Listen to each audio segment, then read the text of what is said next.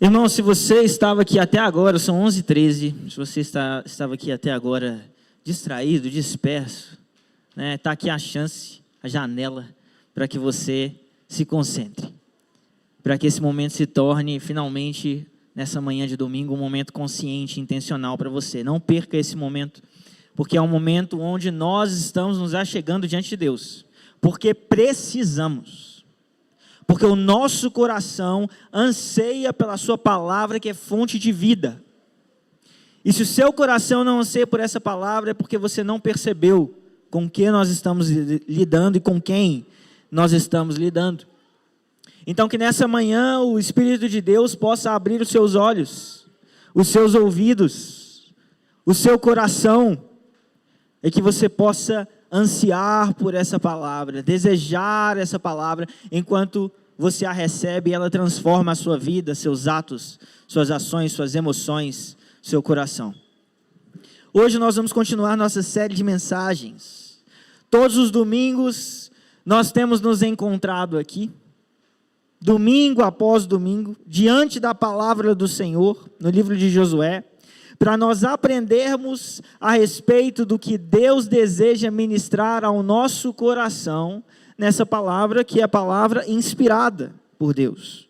E assim nós temos observado o povo de Israel nessa grande era, nessa grande jornada, que nós podemos chamar aqui de uma era das conquistas. Nós vemos que de fato o povo de Israel está passando por caminhos de grandes batalhas, onde depois de anos como escravos, depois de anos peregrinando no deserto, eles finalmente pisaram na terra prometida, na terra que Deus havia prometido aos seus pais, essa terra, porém, que é deles e pertence a eles pela promessa, ao mesmo tempo, não está sob o domínio deles. Por quê? Porque essa terra está coberta por inimigos. Existem povos ímpios por toda parte, existem inimigos por toda parte, e assim nós nos encontramos nessa situação como o povo de Deus no livro de Josué. Essa terra que pertencia a eles ainda não estava sob o controle deles. E esse cenário geral, ele claramente aponta para tensões, aponta para conflitos, para ameaças, e em meio a tudo isso, nós aprendemos o quê? Aprendemos que o caminho da promessa não é um caminho fácil. Aprendemos que o caminho da promessa não é um caminho sem adversidades, não é um caminho sem obstáculos. Em meio a tudo isso, nós vemos que existem resistências, que existem desafios, que existem tribulações e problemas, mesmo para aqueles que estão seguindo o que o Senhor havia pedido, que o Senhor havia ordenado, que o Senhor havia prometido. Assim Deus convoca Josué e o povo constantemente à coragem. Eles devem prosseguir de acordo com o chamado divino, eles não devem prosseguir de acordo com as próprias impressões e percepções a respeito das circunstâncias nas quais eles estão. Eles devem prosseguir de acordo com o chamado divino. E da mesma maneira, esse chamado do livro de Josué tem se aplicado também a nós. Porque nós também somos povo de Deus. Povo esse que caminha em direção à promessa que o Senhor tem para nós. E enquanto nós, como povo de Deus, caminhamos em direção a essa promessa, veja só o que acontece pelo caminho, você não sabe, né? O caminho é difícil. O caminho tem obstáculos. O caminho tem adversidades. Isso é verdade também para nós. Mas então surge a pergunta: como nós vamos lidar com essas tensões? Como nós vamos lidar com esses problemas? Como nós vamos reagir a essas circunstâncias adversas que aparecem no nosso caminho? E uma coisa já deve estar clara diante de nós já estamos no capítulo 11 de Josué, algo já deve estar claro diante de nós: o Senhor nos chama a coragem. Essa é sem dúvida uma maneira pela qual o Senhor nos chama a responder a essas tensões que nós encontramos pelo caminho, enquanto estamos caminhando em direção à promessa: coragem. A passagem de hoje vai nos mostrar, no entanto, e preste atenção nisso, que a nossa coragem nem sempre tem a fraqueza como um antônimo. A nossa coragem nem sempre tem a fraqueza como um antônimo, mas às vezes a nossa coragem se encontra em um caminho contraindutivo. Às vezes a nossa coragem se enraiza em lugares inusitados. E hoje nós vamos ler Josué, capítulo 11, do versículo 1 ao versículo 23.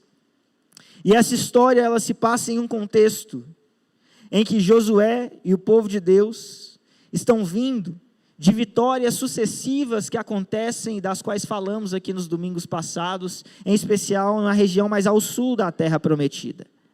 E assim, com essas vitórias sucessivas, eles vão avançando.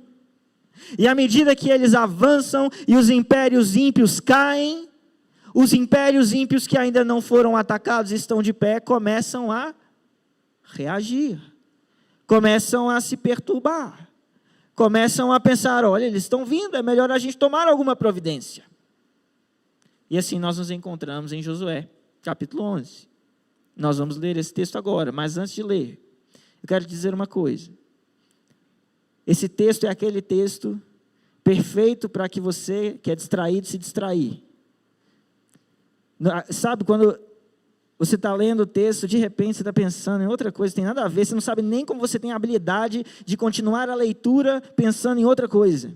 Você descobre que você não entendeu nada do que você leu. Esse texto é esse tipo de texto porque ele contém muitas informações de nome, né, de lugares, de pessoas, de reis. Mas eu quero te desafiar a se concentrar nesse momento de leitura. Por quê? Porque nós precisamos entender detalhes dessa passagem para que nós entendamos o que o Senhor quer falar conosco. E assim, eu não vou só te falar para você concentrar e te soltar no mundo perdido. Não, vou te ajudar. E para te ajudar eu quero te dizer o seguinte, enquanto eu estiver fazendo a leitura, me acompanhe com os olhos na sua Bíblia e imagine. Pense sobre isso que estamos lendo. Já que a sua imaginação quer pensar sobre várias coisas, pense sobre isso. Desde que esse quadro seja criado na sua mente, vamos entender então o que está escrito em Josué, capítulo 11. Assim diz a palavra do Senhor. Quando Jabim, rei de Azor, ouviu isto, enviou mensageiros a Jobabe, rei de Madom, ao rei Sinrom, ao rei Axaf e aos reis que estavam na região montanhosa ao norte, na Arabá, ao sul de Quinerete, na Cefalá e em Nefate-dor, do lado do mar. Aos cananeus do leste e do oeste, aos amorreus, aos heteus, aos ferezeus, aos jebuseus, nas montanhas e aos heveus, ao pé do Hermon, na terra de Mispa. Saíram, pois, estes e todas as suas tropas com eles, muito povo, em multidão como a areia que está na praia do mar, e também muitos cavalos e carros de guerra. Todos estes reis se ajuntaram, vieram e acamparam junto às águas de Merom para lutar contra Israel. O Senhor disse a Josué, não tenha medo deles, porque amanhã a esta mesma hora eu os entregarei todos mortos aos filhos de Israel. Você mutilará os cavalos deles e queimará os seus carros de guerra. Josué e todos os homens de guerra com ele avançaram de surpresa contra eles junto às águas de Merom e os atacaram. O Senhor os entregou nas mãos de Israel, que os atacou e perseguiu até a grande Sidom e até Misrefote-Maim, e até o vale de Mispa, ao leste. Os israelitas os mataram sem deixar nem sequer um. Josué fez com eles como o Senhor lhe havia ordenado. Mutilou os cavalos deles e queimou os seus carros de guerra. Nesse mesmo tempo, Josué voltou, tomou Azor e feriu a espada o seu rei, porque naquela época Azor era a capital de todos esses reinos. Mataram a espada todos os que nela estavam e os destruíram totalmente, e ninguém sobreviveu, e a cidade de Azor foi queimada. Josué tomou todas essas cidades e também os seus reis. Matou todos, destruindo-os totalmente, como Moisés, servo do Senhor, havia ordenado. Mas os israelitas não queimaram as cidades que estavam sobre as colinas, exceto Azor, que Josué queimou. Os israelitas saquearam para si os despojos dessas cidades e também o gado, porém mataram à espada todas as pessoas até que as destruíram e ninguém sobreviveu. Como o Senhor havia ordenado a Moisés seu servo, assim Moisés ordenou a Josué, e assim Josué o fez. Nenhuma só palavra deixou de cumprir de tudo o que o Senhor havia ordenado a Moisés. Assim, Josué tomou toda aquela terra, a saber, a região montanhosa, todo o Neguebe, toda a terra de Gósen, a Cefalá, a Arabá, e a região montanhosa de Israel, com as suas planícies, desde o monte Alaque, que sobe a Seir, até Baal-Gade, no vale do Líbano, ao pé do monte Hermon. Também venceu todos os seus reis e os matou. Por muito tempo Josué fez guerra contra todos esses reis. Não houve cidade que fizesse paz com os filhos de Israel, a não ser os heveus, moradores de Gibeão, e todas as demais foram tomadas por meio de guerra. Porque do Senhor vinha o endurecimento do seu coração para saírem à guerra contra Israel, a fim de que fossem totalmente destruídos e não tivesse piedade alguma. Pelo contrário, fossem totalmente destruídos, como o Senhor havia ordenado a Moisés. Se você já está distraído aí, eu quero te chamar para prestar atenção pelo menos do 21 para frente. Naquele tempo, Josué foi e eliminou os anaquins da região montanhosa de Hebrom, de Debir, de Anabe, e de todas as montanhas de Judá, e de todas as montanhas de Israel. Josué os destruiu totalmente com as suas cidades. Nenhum dos anaquins sobreviveu na terra dos filhos de Israel, somente em Gaza, Gate e Asdod permaneceram alguns. Assim, Josué tomou toda essa terra, segundo tudo que o Senhor tinha dito a Moisés, e Josué deu a terra em herança aos filhos de Israel, conforme as suas divisões e tribos, e a terra repousou da guerra. Vamos fechar os olhos agora, vamos orar, e peça ao Senhor que Ele fale ao seu coração. Peça a Ele que Ele possa aplicar essa palavra de uma maneira transformadora na sua vida nessa manhã. Diga: Deus, eu preciso do Senhor. Fale isso em seu coração. Pai, nós queremos nos achegar diante de Ti nesse momento, enquanto estamos diante da Tua palavra.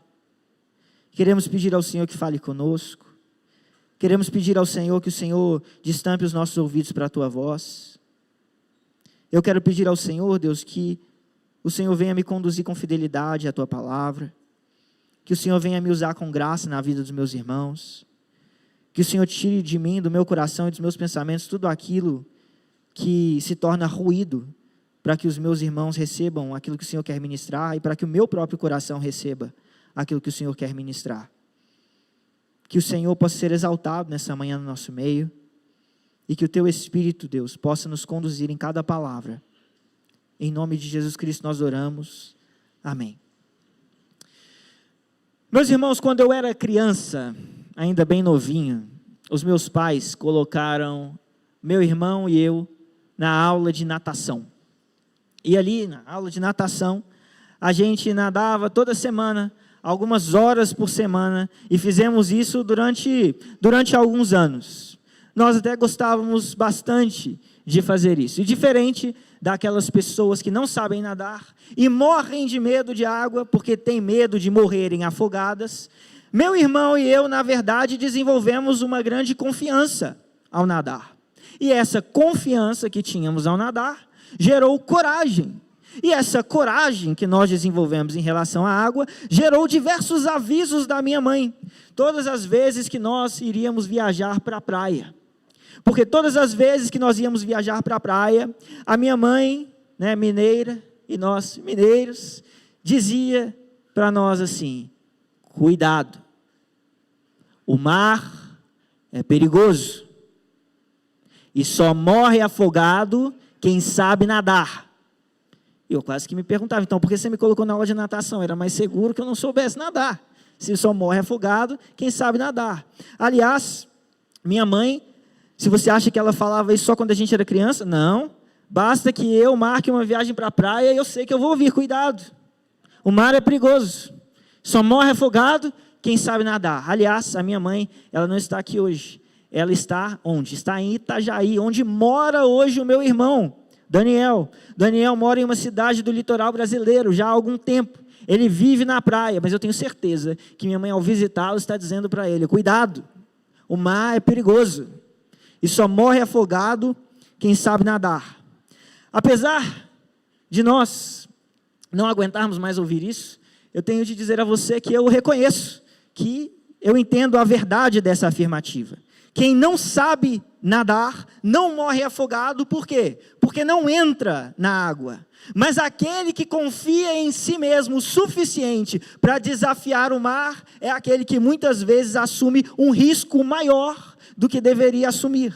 E esse ditado, repetido tantas vezes pela minha mãe, ele aponta para uma verdade, que é: quanto mais autoconfiantes nós somos, mais coragem nós temos e mais nós nos expomos a situações de risco, até o momento que nós finalmente pagamos o preço por assumirmos esses riscos, que são maiores do que deveríamos assumir. Pagamos o preço por confiarmos demais em nós mesmos. Por quê? Porque nós somos falíveis. O objeto da nossa confiança não é digno da confiança que recebe. E por isso nós assumimos riscos que nós não conseguimos lidar com eles.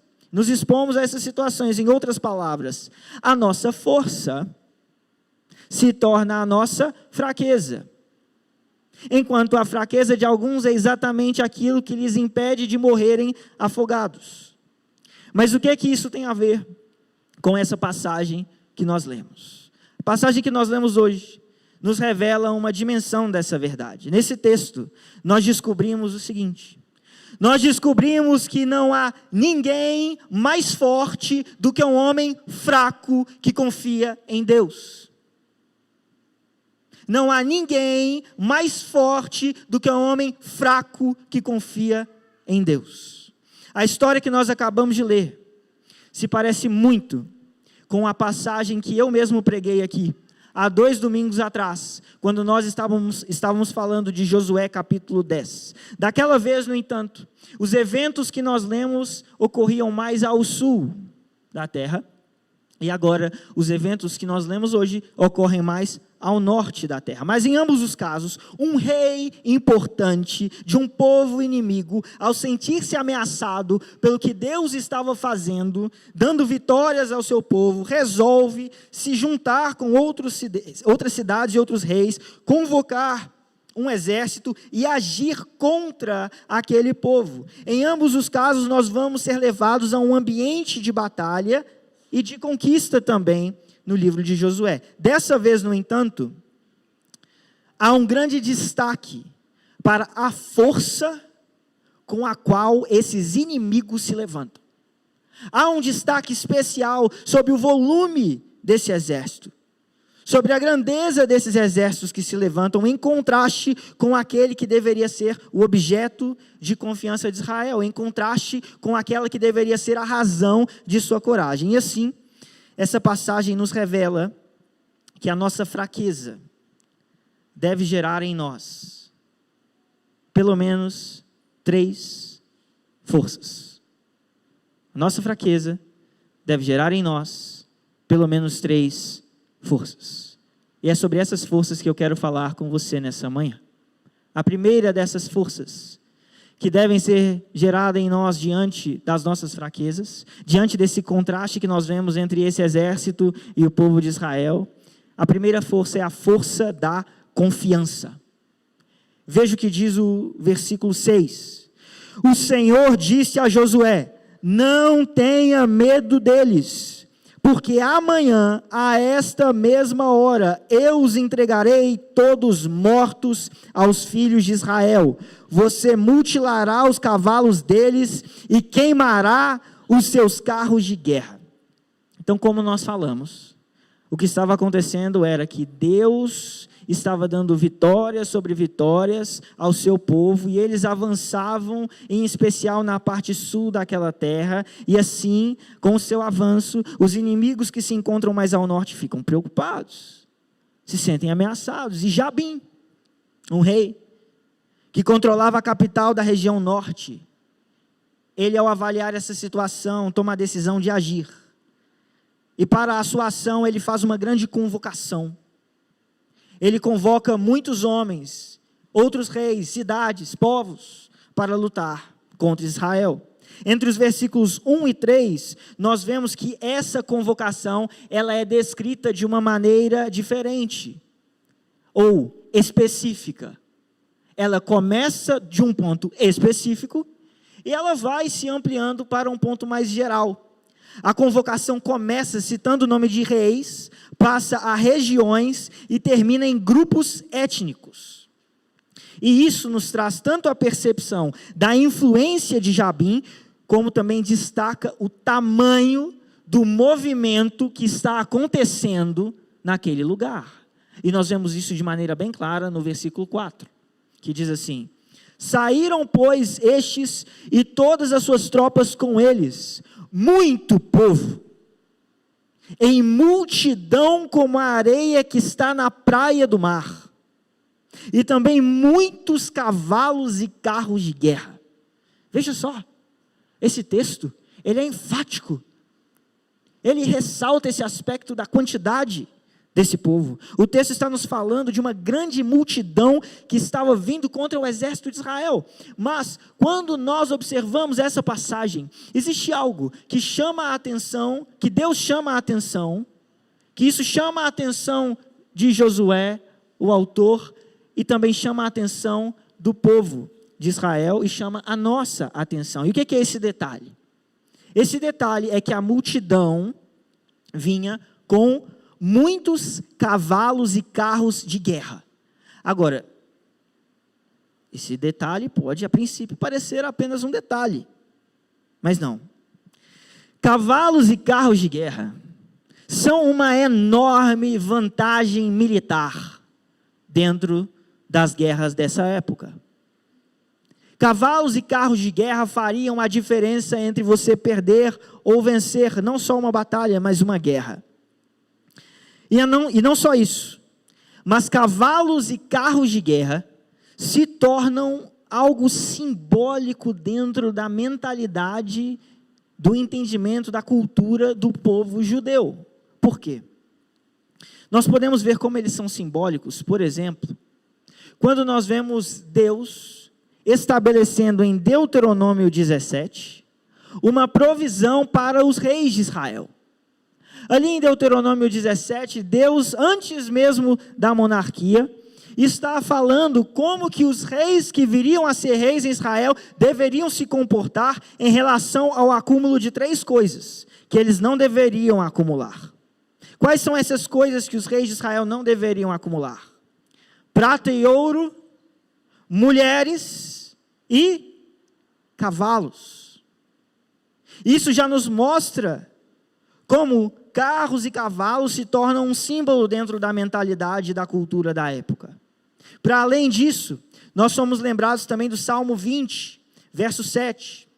Uns confiam em carros de guerra e outros em seus cavalos. Nós, porém, invocaremos o nome do Senhor, o nosso Deus. É nesse tom que Israel é chamado a batalhar. Passagens como essa nos mostram que cavalos e carros de guerra tinham um lugar de destaque no contexto militar. E por isso, aqueles que possuíam cavalos e carros de guerra, eles não eram apenas temidos, mas eles também se tornavam confiantes, porque eles olhavam para aquilo que eles tinham e eles pensavam: somos melhores, vamos vencer.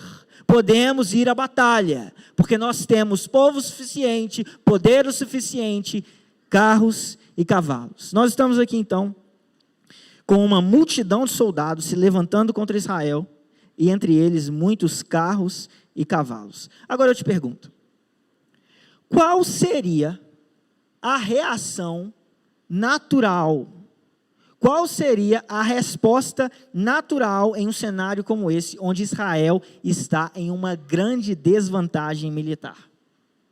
A resposta natural é medo. Medo. Certo? Tem um exército enorme vindo contra você. Esse exército não é só grande, ele também é bem equipado. O que você vai sentir? Medo. E é por isso que no versículo 6, Deus vai mais uma vez se voltar para Josué e dizer o quê? Não tenha medo deles. A nossa reação natural diante de grandes obstáculos, adversidades e desafios é temer. E assim, ao ver que contra eles vinha uma multidão militarmente superior, a reação natural de Josué e do povo seria temer. Mas o que Deus está falando, o que o Senhor está falando? Vocês não têm razão para temer. Por quê? Porque o exército deles não é tão grande assim? Porque os cavalos deles não são tão bons assim? Porque os carros deles não são de qualidade? Não. A razão para que Israel não temesse não está no inimigo, não está no campo de batalha, não está no próprio povo. O Senhor é bem claro quando Ele diz por que eles não deveriam temer. Qual é a resposta? Porque amanhã, a esta mesma hora, eu os entregarei todos mortos aos filhos de Israel. Primeiro, observe que Deus está falando amanhã a esta mesma hora. E só um Deus soberano pode dizer algo assim. Só um Deus para o qual não há imprevistos. Só um Deus que não precisa de fazer tentativas pode fazer uma promessa como essa. Só um Deus que não vai se atrasar. Só um Deus que não vai tentar. É um Deus que pode dizer algo assim. Porque Ele não é um Deus que tenta. Ele não é um Deus que se atrasa, Ele é um Deus que faz. E assim Ele conclui, eu os entregarei. Ele é o responsável por isso. A batalha de Israel seria vencida não pela quantidade de carros e cavalos, mas porque o Senhor traria vitória. E às vezes, irmãos, nós nos encontramos diante de inimigos. Às vezes nós nos encontramos diante de desafios e de obstáculos como povo de Deus. E esses inimigos e desafios e obstáculos vêm para nos destruir, vêm para nos afastar da promessa do Senhor, vêm para nos fazer tropeçar e nos amedrontar. Eles vêm de maneiras naturais e eles vêm de maneiras sobrenaturais, em campos de guerras variadas, como por exemplo o nosso lar, os nossos relacionamentos, o nosso trabalho, a nossa vida espiritual. Mas a pergunta é, quem vai te sustentar quando você for ameaçado de perder o seu emprego por não relativizar princípios que você não pode abrir mão deles? Quem vai te proteger da ameaça de ser cancelado? Quando você se levantar pela verdade que você tem de se levantar por ela. Nós temos que compreender isso. Não importa se o inimigo tem carros de guerra e cavalos. Não importa se ele ameaça o seu emprego. Não importa se ele ameaça suas finanças. Não importa se o inimigo ameaça sua reputação. Nós não dependemos das circunstâncias da batalha. Não dependemos do poderio do inimigo. Não dependemos da nossa habilidade para a guerra. Nós dependemos do Senhor. Nem a nossa percepção do que nós podemos fazer, nem o nosso medo do que nós podemos enfrentar, pode ser a medida da nossa confiança. A nossa confiança e a medida da nossa confiança é aquilo que o Senhor promete que Ele irá fazer, é aquilo que o Senhor faz. Essa é a medida da nossa confiança e por isso nós não podemos e não devemos tremer quando os inimigos vêm contra nós com carros e cavalos. A medida da nossa confiança é aquilo que o Senhor pode fazer e Ele prometeu que Ele fará. E por isso você pode andar sem medo de política, sem medo do chefe, sem medo da economia, sem medo do país, sem medo do abandono, sem medo desse mundo, porque afinal de contas, a sua confiança não é medida pelas circunstâncias, a sua confiança não é medida por quantos carros e cavalos tem os homens que estão governando esse país? Por quantos carros e cavalos tem o seu chefe? Por quantos carros e cavalos tem o seu marido? Por quantos carros e cavalos tem a sua esposa? Por quantos carros e cavalos tem no seu banco? Não, a sua confiança é medida pelo Senhor, pelo que Ele prometeu que Ele irá fazer e por aquilo que Ele fará. Então não seja covarde, porque o Senhor não nos deu espírito de covardia. O Senhor nos chamou para que nós possamos zelar pela verdade que Ele prometeu, e isso envolverá guerras enquanto nós caminhamos para a promessa. Nós temos que entender que é na nossa fraqueza diante de tantos inimigos que nasce a força da confiança no Senhor. E isso nos leva também à segunda força que nós encontraremos quando nos descobrimos fracos. E a segunda força que temos aqui é a força da obediência. Veja o versículo 9. Josué fez com eles como o Senhor lhe havia ordenado, mutilou os cavalos deles e queimou os seus carros de guerra.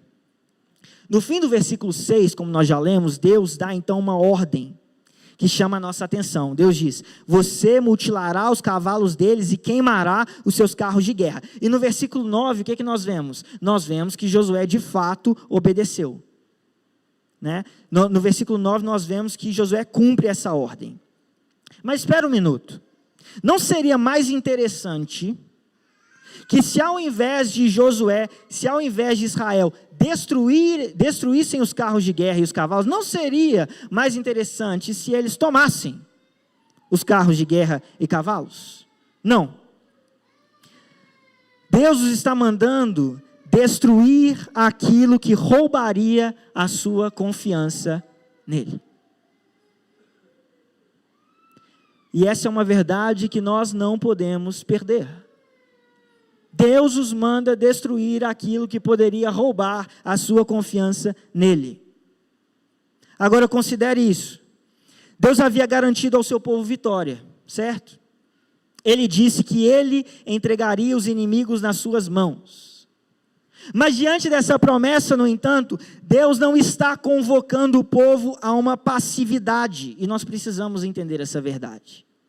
A promessa de Deus não desencoraja. A promessa de Deus pavimenta a nossa ação. A promessa de Deus não nos chama a nos retirarmos. A promessa de Deus nos chama a engajarmos com o seu reino e a sua missão.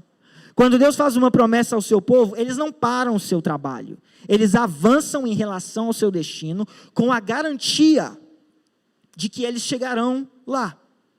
É como quando o apóstolo Paulo vai dizer em Romanos 9:16, ele vai dizer: assim, pois, isso não depende de quem quer ou de quem corre, mas de Deus, de quem tem misericórdia. Isso não significa, irmãos, que não precisa que você evangelize. Então, falou que não depende de quem quer ou de quem corre, então não precisa evangelizar. Então, tudo bem, vamos ficar aqui, não depende de nós, então está tudo bem. Não. Pelo contrário, isso é uma razão para que você evangelize. Isso é uma razão para que você se mova, porque não depende de quem quer ou de quem corre. Isso significa que não depende de você, e por isso haja com a certeza de que a resposta virá, de que aqueles que Deus chamou virão e responderão a esse chamado, porque graças a Deus não depende de você, mas isso não significa que você agora assume uma postura de negligência. Isso significa que agora você age em direção à promessa com a convicção de que você receberá aquilo que Deus prometeu. E isso deve nos trazer encorajamento. O Senhor garantiu àqueles que responderão ao chamado. Assim, quando em Josué o povo recebe uma garantia de vitória, eles não se assentam para esperar. Antes nós lemos no versículo 7. Josué e todos os homens de guerra com ele avançaram de surpresa contra eles junto às águas de Merom e os atacaram. Então, diante das palavras de Deus aos homens de Israel, eles agem com estratégia, eles se aplicam na batalha, eles agem com confiança na promessa de que eles receberão a recompensa. Mas como que eles fazem isso? Não são com armas. Eles não estão lutando com espadas e escudos. Eles não estão se organizando com um plano militar. Eles não estão usando aqui nessa mesma passagem um elemento surpresa. Repare que Deus não os proíbe de usar armas ou de avançarem contra os inimigos com estratégia. O que Deus proíbe? Os carros e cavalos. O que Deus manda eles fazerem com os carros e cavalos de forma específica? Os destruir. O Senhor deu ao seu povo o suficiente para que eles lutassem dependentes dele. Mas ele retirou deles o que poderia tirar a sua confiança do Senhor e colocar a sua confiança no seu próprio poderio militar. E não é só nesse texto que Deus faz isso, mas nós vemos por toda a história da redenção momentos onde Deus vai enfraquecer o exército, onde Deus vai diminuir a força militar, para que o povo entenda quem dá a vitória, para que o povo entenda por que eles vencem. E aqui nós vemos a força da obediência. Josué poderia ter feito como Acã, e cobiçado aquilo que pertencia ao inimigo, mas o Senhor tinha tirado do seu alcance. Mas ao invés de olhar para os carros e cavalos e tomá-los para o fortalecimento do exército de Israel, ele reconhece que se eles tomassem carros e cavalos, o exército de Israel estaria enfraquecido como seus inimigos, que tinham as suas forças nas carruagens, e não no Senhor. Da mesma maneira, meus irmãos, existem coisas que o Senhor mantém fora do nosso alcance, para que o nosso coração não tropece, para que nós não sejamos tentados a confiar mais em nós mesmos, ou naquilo que temos e adquirimos, do que no Senhor Deus. E se é para que o seu coração seja preservado, com confiança no Senhor, então eu vou dizer, glória a Deus que você não foi promovido. Glória a Deus que você não tem o dinheiro todo que você gostaria de ter. Glória a Deus que você não encontrou o marido e a esposa que você procurava. Glória a Deus que você não pode comprar as roupas que você quer, ter a fama que você deseja, fazer as viagens que você almeja. Glória a Deus que você não recebeu essas coisas para que o seu coração não confiasse nelas. Glória a Deus que você não tem o emprego dos seus sonhos, porque é melhor lutar a guerra com espadas, com escudos e com o Senhor, do que tomar as carruagens dos inimigos de Deus.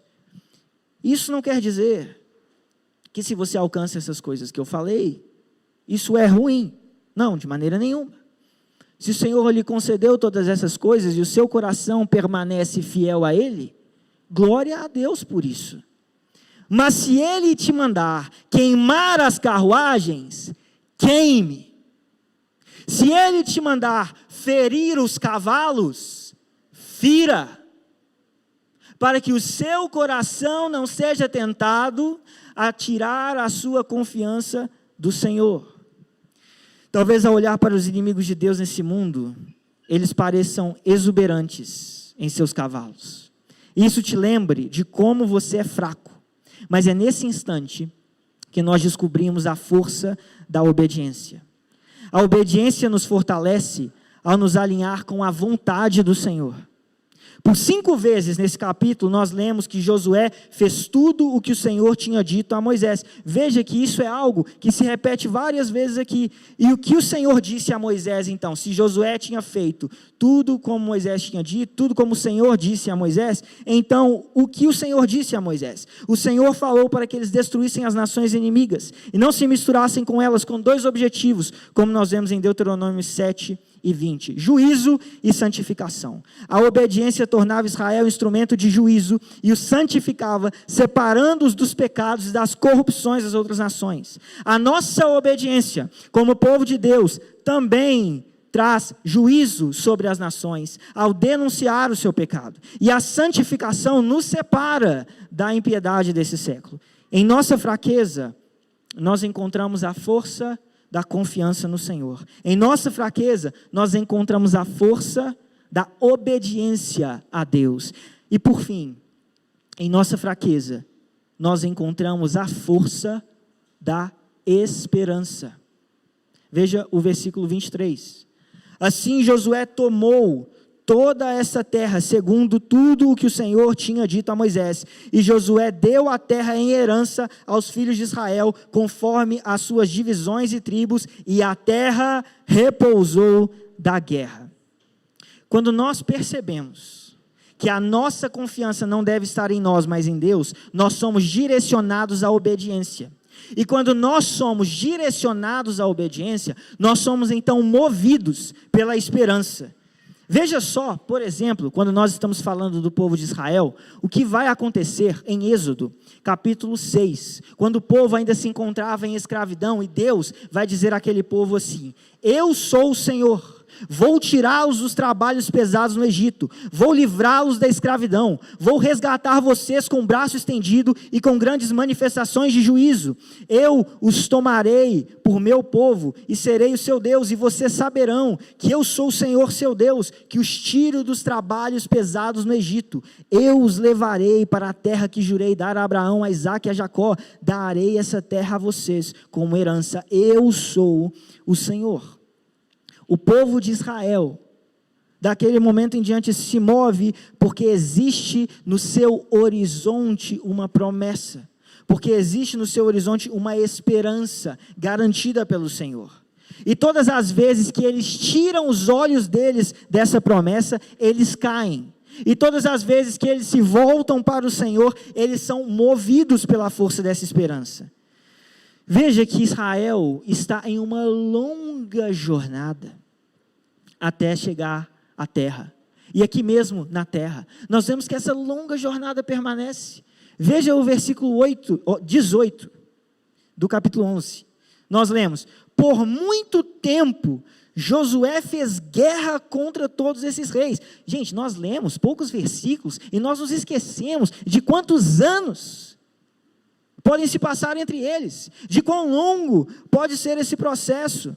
Josué teve um longo processo de guerrear naquela terra. E curiosamente, o fato desse processo ser longo, o fato desse processo ter dificuldades, era provisão do Senhor. Deus estava agindo no povo e pelo povo, ao estender o tempo, o processo dessa batalha.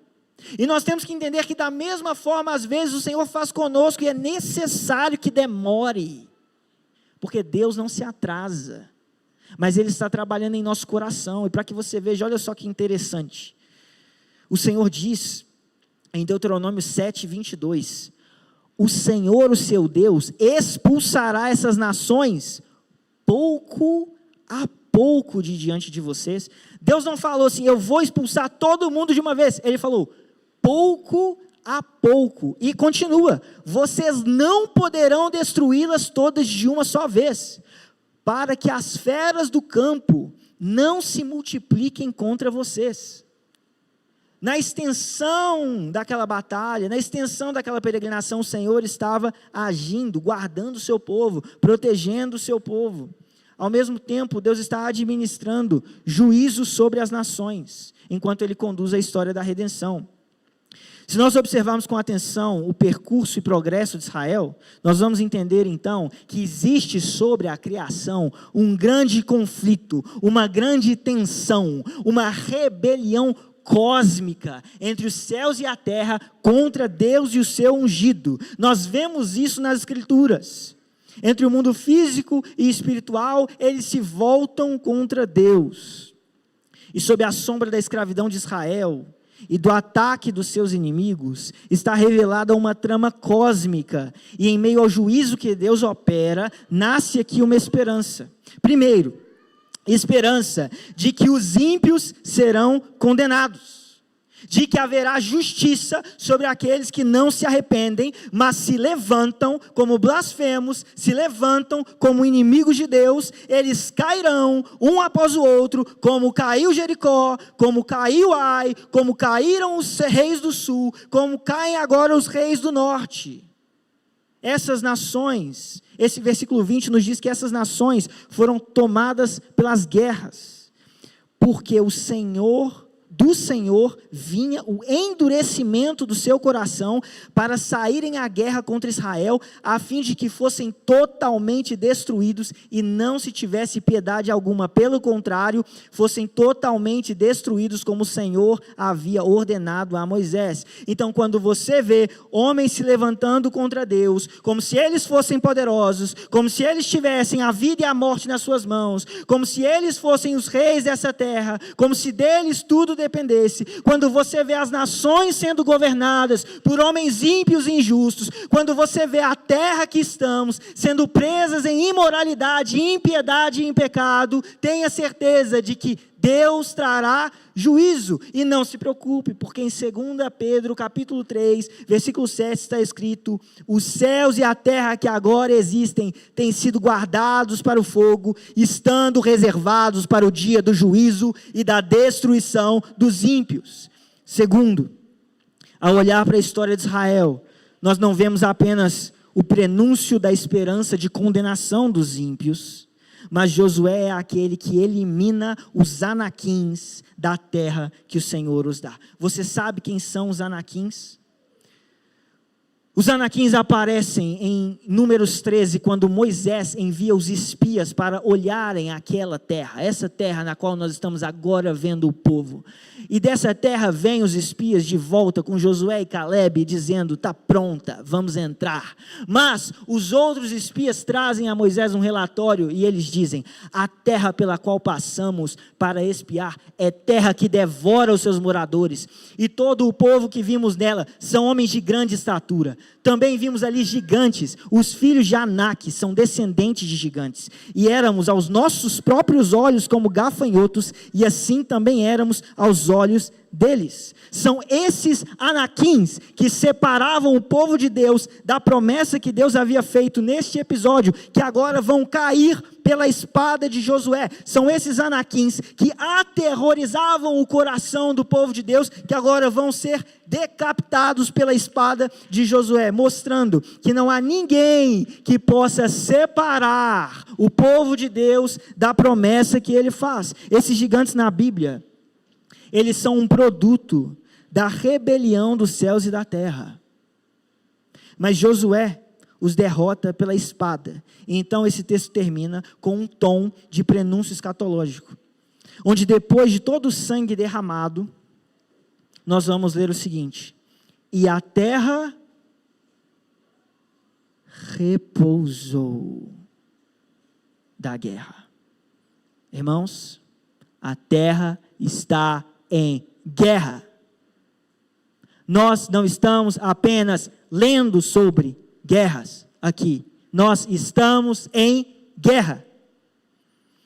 Assim como a terra prometida estava encharcada pela iniquidade e pela impiedade dos povos sobre os quais Deus traz juízo, enquanto essa terra aguardava a libertação pela espada de Josué, essa terra na qual nós vivemos hoje perece, geme pelo estado de pecado. E é por isso que Paulo vai escrever em Romanos: a ardente expectativa da criação aguarda a revelação dos filhos de Deus, pois a criação está sujeita à vaidade, não por sua própria vontade, mas por causa daquele que a sujeitou, na esperança de que a própria criação será liberta do cativeiro da corrupção para a liberdade da glória dos filhos de Deus, porque sabemos que toda a criação a um só tempo geme e suporta angústias até agora, e não somente ela, mas também nós, que temos as primícias do Espírito, igualmente gememos em nosso íntimo,